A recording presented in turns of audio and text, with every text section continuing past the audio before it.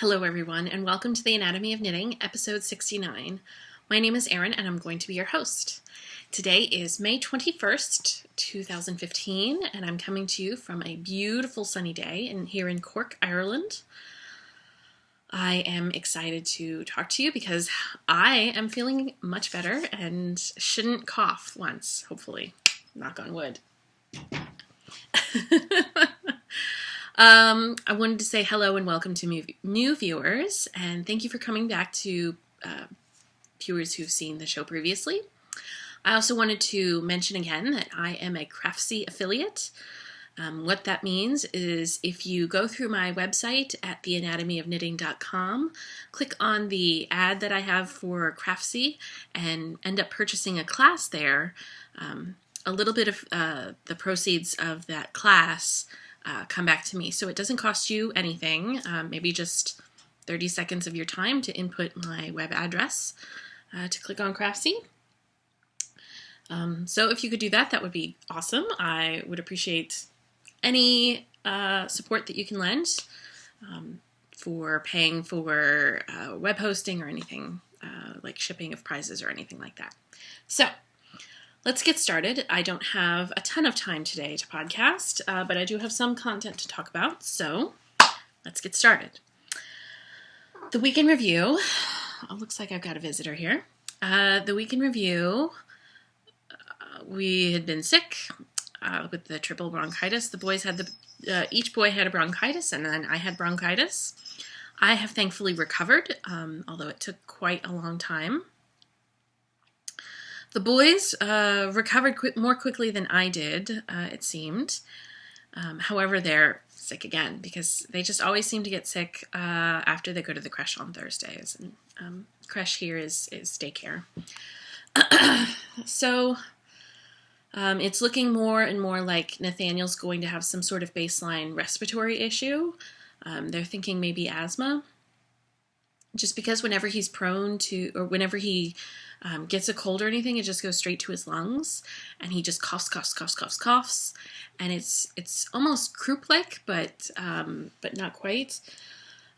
So we ended up going to the doctor yesterday, and he got started on an inhaled steroid. So hopefully that will prevent him from getting sick again if he gets another cold.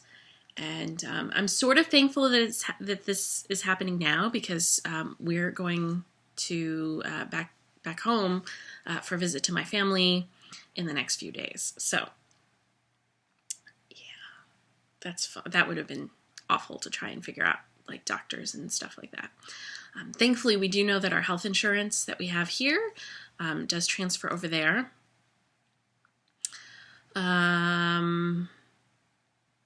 I could probably talk more about health insurance.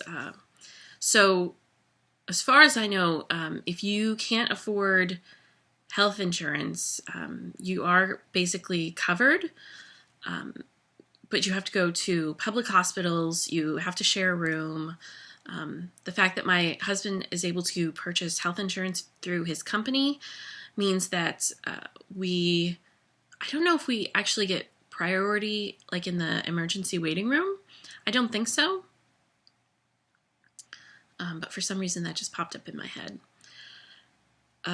We would get a private room if we were to be hospitalized, and our out-of-pocket is not that bad with that. Lola, I'm going to need you to stay here, okay? Anyway, so we've all gotten better, and then the boys got sick again, which is fun. And I'm just in the throes of preparing to go on our trip. I am a list maker, and this is basically all I've done right now, other than purchase some gifts to take back. As soon as I'm done recording and uploading and all that good stuff, and probably having lunch because it's about 9:30, I should start doing that, although I desperately would like to sew. Yeah, so preparing to travel with little ones is quite the undertaking. Thankfully, we found that the boys have been enjoying watching some movies, so hopefully we'll be able to take advantage of that with our flight. We fly from Cork to Amsterdam, have about 2 hours in Amsterdam, and then a nonstop flight from Amsterdam to Portland. So that nonstop flight from Amsterdam to Portland, I think, is like 10 hours. So it's going to be a pretty long flight. But if the last flight is any indication, Malcolm will just watch Cars the entire time. And there's another cat. Why am I so popular this morning? Come on, scoot. Okay. Let's see. Another more kind of cultural thing that we did here, I don't know if it's cultural, really, but it seems to be one of the more popular nights out, is that we went to the Greyhound track, my husband and I, when we had our date night, I think last Saturday. We've found a very reliable babysitter, which is really nice, and we, about every 2 weeks, have her come over and watch the boys while we go out. And that's been really nice to be able to take advantage of. But we went to the Greyhound races, and I guess one of the popular things to do here is rent a table at the restaurant, and you are able to eat your meal, and you don't have to get up to go bet on the dogs. They have people come to you. So you get a little booklet, and I just always go by names. I don't ever pay attention to the stats of all the dogs. I just like the names. I've got like smudge on my glasses. Anyway, there were a few. I think one of the dogs that I bet on was Christmas Tiger for the boys, because they were born on Christmas, and there were a couple of dogs named Chinook. I can't remember what it was, Chinook something. And we're familiar with that word from Seattle. And yeah, there were just funny names. Just like there are, interesting names of dogs at all places. And so that was fun. We were able to hang out with my husband's coworker and his wife, and just had a good night out with adults. So now that I'm about 10 minutes in, let's get into the knitting. I don't have a ton. I haven't worked on the sock yarn blanket because I just haven't. Lola, I'm going to need you to scoot, okay? I know. Mama's being unfair, isn't she? So the Hitofude. I always can pronounce it correctly in my head, but then when I actually try and pronounce it with my mouth, it doesn't work. The last time I spoke to you, I'm all tangled here, my goodness. I was just about to get to the part where you graft the arms together, so I have done that. It's so dark, so you can see it there. And then you knit the 1x1 rib for so many rounds, and then you bind off for the back neck area, and then you start working on, and for the lack of a better word, I'm going to call it a skirt. Start working on the skirt. So, see here, that's as far as I've gone. For my size, I'm supposed to do 4 repeats of the lace pattern, and then I start doing the increases. And I think there's 4 or 5 sets of increases of the lace pattern.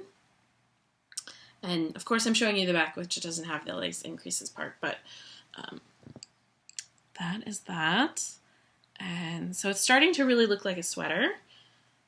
It seems to fit. Let me grab onto my sleeve so I don't pull it up. And I put it on, and will look a lot better when it's blocked. And you can see there's the sleeve. It's got a decent amount of room in there for me. So that's that. Now that I'm working on the skirt portion, there's over 200 stitches on the needles. So those rounds take forever, especially those purl rounds. I hate the purl, well, it's not really round, the purl row, because I'm working back and forth right now. So here's you can't really see very well, but that's where the lace increases happen, which is pretty exciting. And so I have got, I closed my program that had the PDF. I think I've got, you go through charts B, C, D, and I think maybe E. And so I'm working on B right now. So that's what's going on there.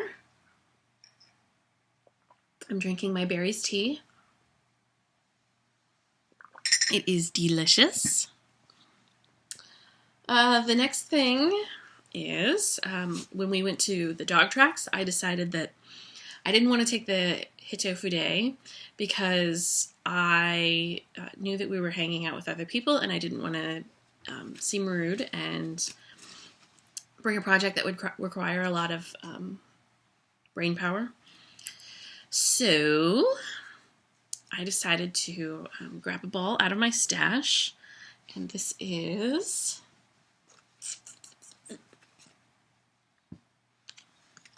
Schopenhauer Crazy Zauberball. And I bought this at Knit and Nibble, which I think this is in Florida. Let me see. Let me see if I can find that out for you. I must have gotten this when I was visiting my mother. Knit and Nibble. Yeah, it looks like it's in Tampa. Yep, it is in Tampa. Oh, apparently it is permanently closed, unfortunately. Wah, wah. Anyway, that's where I had purchased it. Sad to see that they have closed. They were a very nice store. And it is this blue colorway that you can kind of see there. And that is what the ball looks like. It is a 2-ply yarn. And there are color transitions through the yarn, which you'll be able to see in the sock when I show you in just a moment. I have knit a cuff. And I got, at the dog track, I got about that much done. And then so I've done another 2.5 inches or so. And I just started working on the cuff last night. So there's like, I think 4 rows of a cuff right there, which you can't really see. But I'm doing a slip stitch cuff, or a slip stitch heel. I don't anticipate that this sock yarn is going to be especially long, hard wearing, mainly because it is just, oh, well, never mind. I take that back because it is, it does have some nylon in it. I thought it was just wool, but it's 75-25, 75% wool, 25% nylon. And it is 420 meters and 100 grams. Does it say what colorway? Not really. There's, it looks like number 11532136. So, crazy specific there. This is really nice to work with. There's the yarn. And it's fun to kind of watch the color shift like that. It reminds me of handspun. So, there is that sock. And basically that is all that I have been knitting. Not a whole lot, unfortunately. If the boys were older and I could knit on the plane, that would I would probably bring these. When I went to London, I made a point of asking the because it wasn't very busy when I got to the airport. Yes, I hear you, Scout. I made a point of asking, are knitting needles allowed on international flights here? And they said that they would have had no problem if I had brought them with me and not checked them. Sewing wise, excuse me. Sewing wise, I recently finished a quilt. You're gonna see pictures pop up here, It's a Camille Ross Kelly design called the Lucky Quilt, and it's made using half square triangles. I used fabric that I purchased here in Ireland, some solids, and assembled it. I think I assembled a lot of it at a sewing day that I went to for the Modern Irish Quilters up in Galway. And then I was able to long arm it on my friend's long arm, who she's is in the IPS as well. So I finished long arming that. I tried to do a different design in each of the quilt blocks that are in the quilt. And then I did a design called Ribbon Candy along the borders. And then I've spent the last about a week every night doing, I pull out a length of sewing thread and then use that to bind.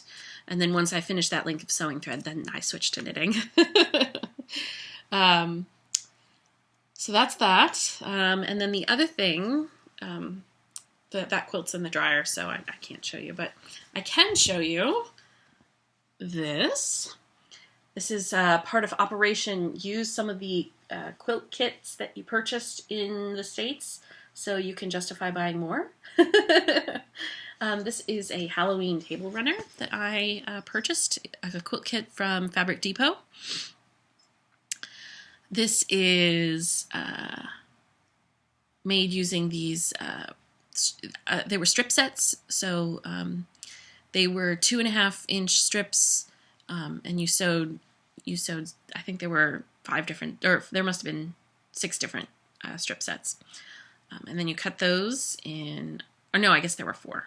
Yeah, 4, because there's 4 different ones. Anyway, it doesn't matter. Once you sew those strip sets together, you press them open. So it's this, turns out to be, ooh, I'm all reversed here, the square of like the orange and the spider web, and then the pumpkin and the green spider web. You cut those into squares, and then you sew those squares together. And then I just did this free motion quilting design, this meander design. And then it came with the backing fabric and the binding fabric. All I had to supply was the batting in the middle, which was nice because I had some extra wool batting left over from one of the boys' kits. So there's the table runner. Really pleased with it. What am I doing now? I'm working on Christmas stockings for the family. They are using what's called the twister tool, and I'll post up some pictures here. You have a kitty trifecta here. I have had all the cats appear on the podcast today.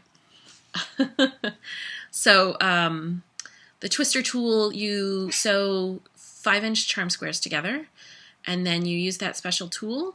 However, I ended up purchasing the wrong size tool. I bought the twister instead of the little twister, so I had to kind of MacGyver it myself using a smaller ruler that I had.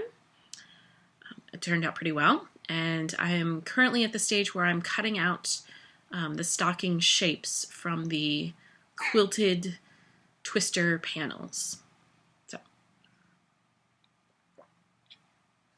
when I'm done doing a little bit of work about packing, I am going to then work on that.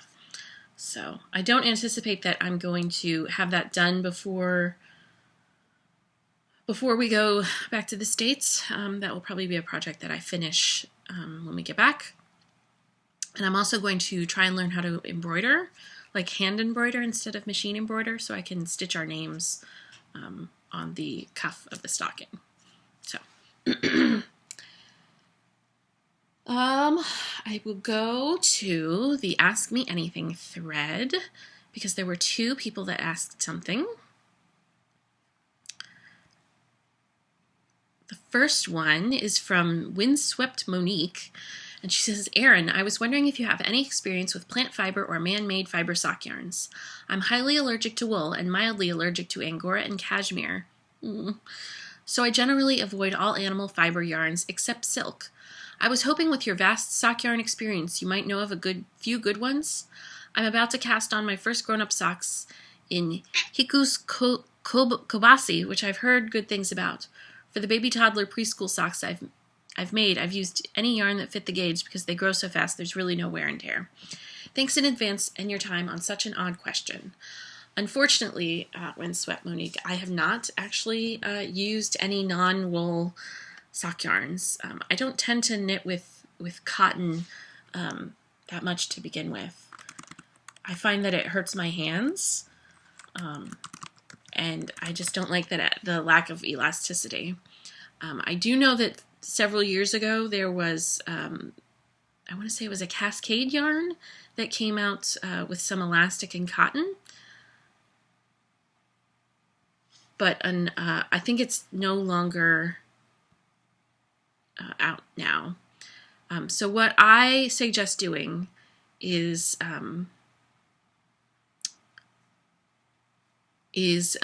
going online, and right now I'm on Webs, and I believe there's a way that you can look. Yeah, so I've gone to Webs, I've gone to just the fingering weight yarns, and then there's a section where you can select only only acrylic or only cotton. Pima cotton. Let's see, what else? You said silk was okay. Don't think...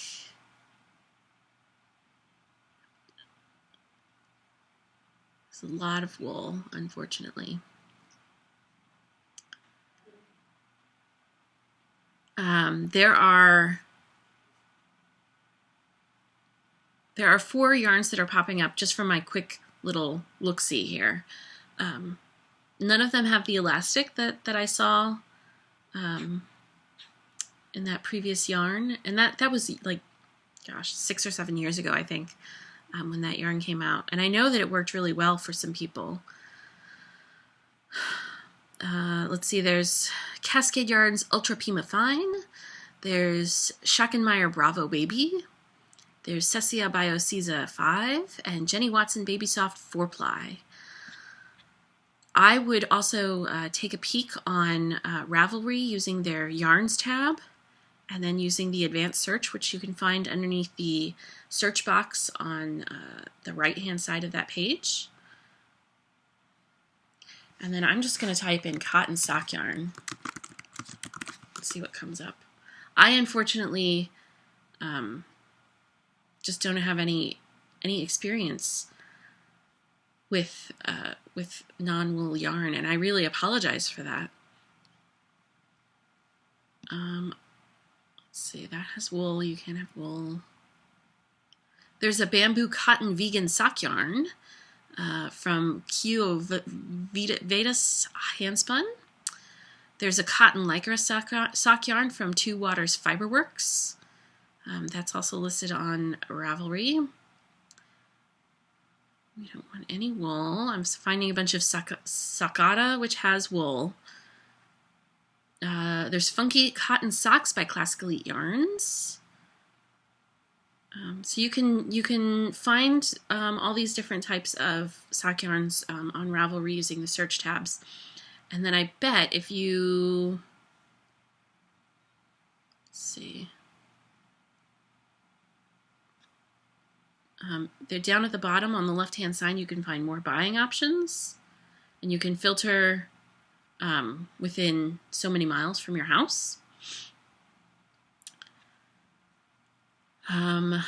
So I would try going to your local yarn store, unfortunately, and asking for advice, because I cannot give you very good advice on this topic, and for that I apologize.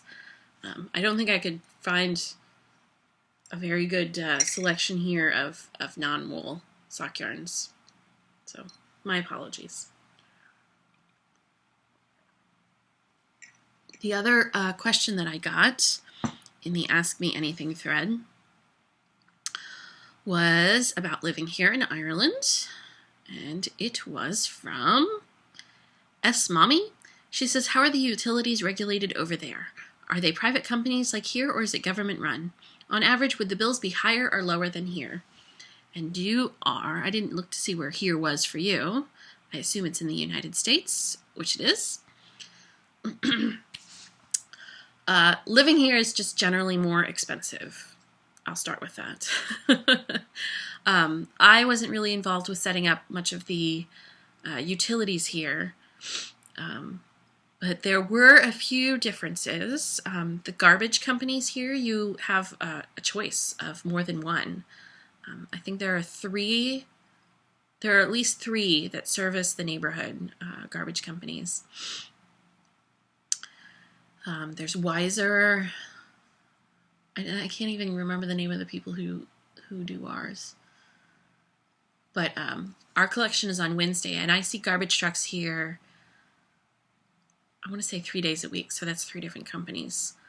And they all compete pretty heavily for getting your business.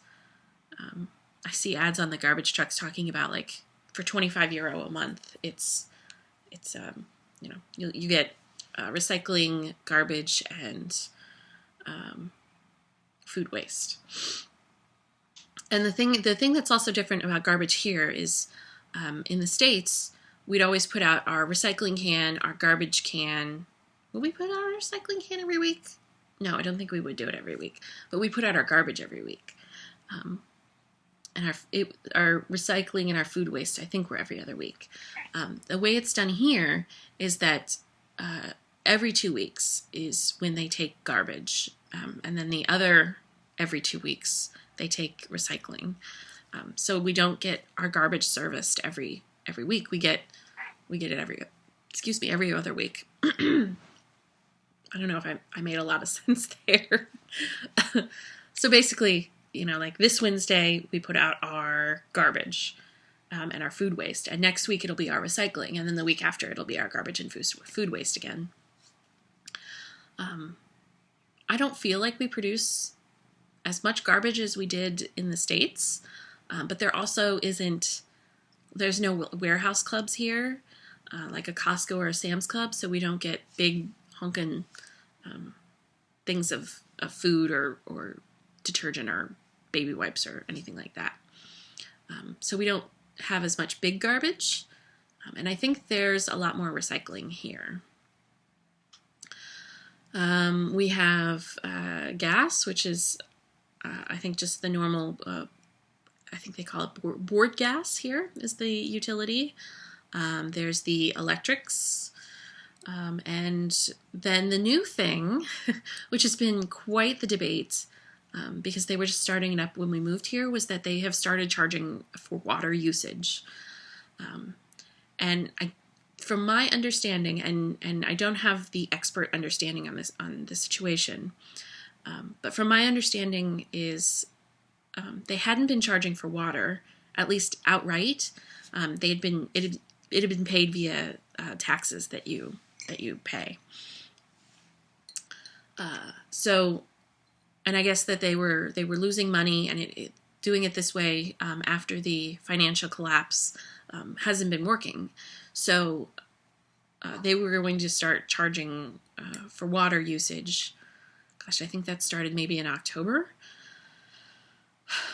or December maybe, because we literally just got our first water bill. And there's been a whole uproar about people not wanting to pay their water bill because they feel like they're being double charged because they're still paying that tax. And now they're having to pay for their usage. I think the tax mainly covers like sewage and the maintenance of all that, and not actually for the water. But again, my understanding of the situation is not, I'm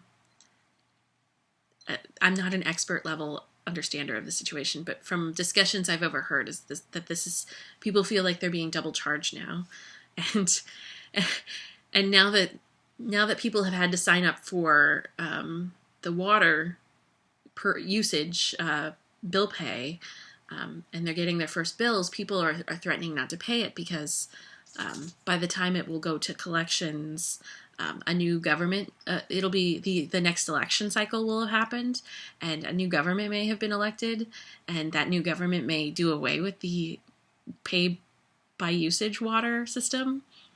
So there's a whole mess of people who aren't going to pay their bills, is my impression. Hello, Scout. You need to sit down, please. So that's been an interesting situation to be a witness of, because there were all these rallies of no Irish water, stop Irish water when we got here, and now there's rallies of don't pay your water bill, and there's been a lot of movement from the government of they were going to be per usage, and then now they've put a little some caveats in, like we get a certain allotment for the boys of water. I don't know exactly how much it is, but we'll say like we get 200 gallons a month because we have the 2 children. So it's an interesting situation, because when we got here and I heard that they don't charge for water, I was just like, what?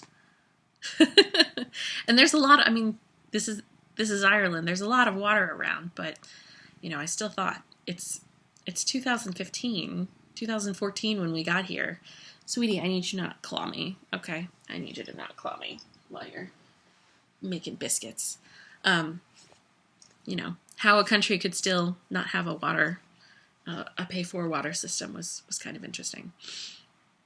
It is more expensive to live here, and thankfully we are able to live here without me working for now. We're going to evaluate things of when the boys go to school, because there's a whole lot of expenses when that happens.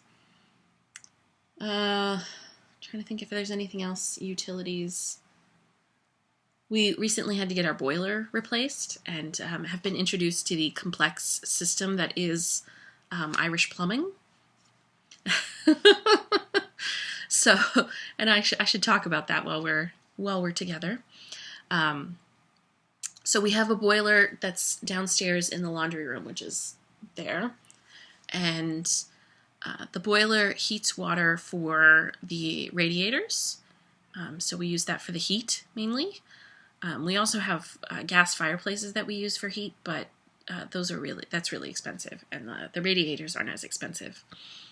And then the boiler also heats water, which then gets sent upstairs up to the 3rd floor where the boys sleep. There's a big water tank up there. I don't know if there's like a special name for that water tank, but it's all insulated. And we have the boiler to go on, I think, 3 times a day to send water up there. And so the water is, that water heater is enclosed in the only closet that's in this house. There are no closets in Irish houses, at least that I've seen. They have wardrobes. So it's the only closet, and then they call that closet a hot press. And apparently how they do laundry here is quite different. We had this discussion at the Greyhound track because my husband's coworker and his wife are both Irish, and so they were asking us what kind of differences we've explained, and I said, well, your plumbing is very complicated. So the boiler got fixed, and there was a valve that had to be replaced up there and had to be ordered. So we went a weekend without having the boiler give us hot water in that tank. So what they call that closet that surrounds that big tank up there is the hot press. And the way they do laundry here is that they don't tend to use the heat dryers, like a washer dryer, heat dryer kind of thing. They will dry their clothes mostly outside, which is new for me because I've spent most of my life drying my clothes in a clothes dryer. Because you don't really get your clothes dry very well in Washington State in the rainy climate. Anyway, so they they wash their clothes in the washer, they take them out, they hang them up to dry, and then once they're dry, they put them in the hot press to air out. And we were like, well, what exactly is the airing out step? And basically it's just to heat up your clothes to make sure that, because that enclosed closet is very warm. And so you can keep your towels in there and have a hot towel in the morning, or you air out your clothes, which to me just, if your clothes are dry from being outside, it just seems like a unnecessary step to air out your clothes, even though they've been outside. And they the wife of my husband's coworker was like, well, now that I kind of say that's what we do, it does seem a little unnecessary, but it's how it works. Because I was like, wait, so you put your clothes in there to warm them up, and then you put the warm clothes in your drawer? I don't really understand that, but to each their own. Anyway, so because that valve didn't work that we had upstairs, and then we had to wait for a new valve, we had to use what's called the immersion. And from my understanding, I haven't actually seen this in person. The immersion is like a heating coil that's in that water tank, and you click it on, you hit it on using a button, and that's a secondary way to heat your water. So if your boiler isn't working, or it's not able to send hot water up like it was for us, then you can use your immersion. But the immersion is a super expensive way to do it, because it uses a lot of electricity, and electricity is expensive here. So it seems very overly complicated. Oh, and then the best part of this whole thing is, since my husband, he likes to know how things work, and so he was kind of looking up all of this. He was curious why this valve is just messing things up, and why we don't have hot water, and yada yada yada. And so he was looking up these things, and he looked at the inside the hot press, and he saw this little box with a button on it, and he was like, I'm not exactly sure what this is for. So I guess he Googled it, and water pressure isn't all that hot here in Ireland. I mean, it's sufficient enough. It's not a trickle, but it's not a water pressure. So a lot of houses put pumps in their house to increase the water pressure. And keep in mind, we've been here for over a year now. We didn't know this existed, so we've been taking showers and stuff with this wimpy water pressure. And so he turned on the pump, and so now when we take our showers, the water pressure is like 100 times better than it used to be. And it's you can hear the pump going in the house, and it's just like overly complicated water system. I don't understand why it has to be so overly complicated. Like, why can't that boiler be like an on-demand water heater? I don't know. Anyway, the joys of international living. That's about all I have for today. I will let you go so I can have lunch and start working on getting this family ready to go. Because I'm going to be on my own this weekend, because my husband's going up to see, he's going up to Belfast to see the not Top Gear live. I don't know if you all are familiar with Top Gear. It's a show that was on the BBC, focused on cars. My husband likes cars. It has Jeremy Hammond, Jeremy Clarkson, James May, and Richard Hammond. There we go. Those are all the guys. But Jeremy Clarkson, I guess, hit a producer and got fired, and the other two decided not to renew their contracts, so it's no longer Top Gear. It's a night with May, Clarkson, and Hammond. And he's just been a really big fan of that show, and so he's going to go see a show in Belfast with them. So I'll be on my own getting everything ready. That should be fun.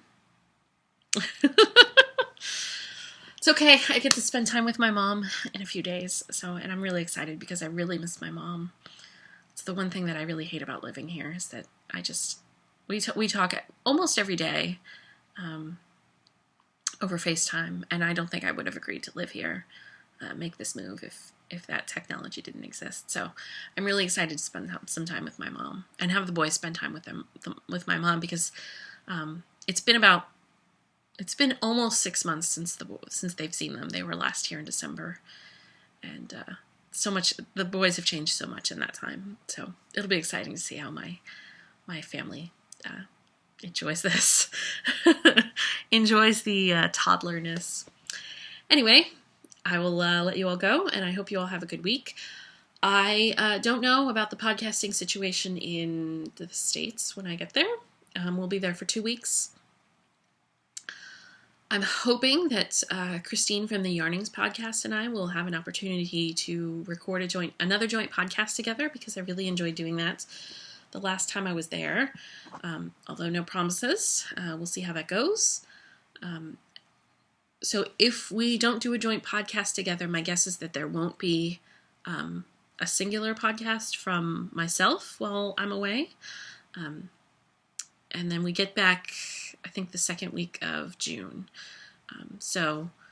I do have the boys. We get back on a Tuesday. The boys will go to creche, and so I'll have that Thursday to be able to record. So I guess in 3 weeks, if there's no joint podcast, look for another podcast in about 3 weeks. That's it, and I shall see you all on the other side. Bye.